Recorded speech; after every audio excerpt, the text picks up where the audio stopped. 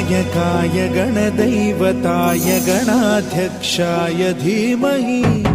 गुणशरीराय गुणमण्डिताय गुणेशानाय धीमहि गुणातीताय गुणाधीशाय गुणप्रविष्टाय धीमहि एकदन्ताय वक्रतुण्डाय गौरीतनयाय धीमहि गजेशानाय भालचन्द्राय श्रीगणेशाय धीमहि एकदन्ताय वक्रतुण्डाय गौरीतनयाय धीमहि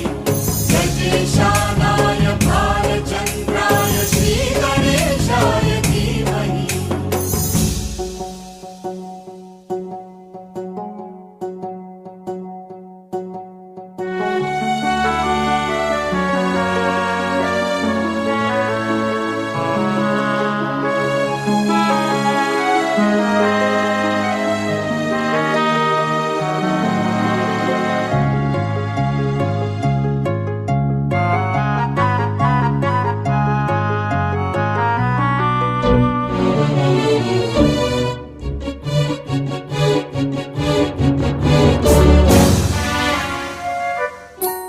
गानचतुराय गानप्राणाय गानान्तरात्मने गानोत्सुकाय गानमत्ताय गानोत्सुकमनसे गुरुपूजिताय गुरुदैवताय गुरुकुलस्थायिने गुरुविक्रमाय गुह्यप्रवराय गुरवे गुणगुरवे गुरुदैत्यकलक्षेत्रे गुरुधर्मसदाराध्याय गुरुपुत्रपरित्रात्रे गुरुपाखण्डखण्डकाय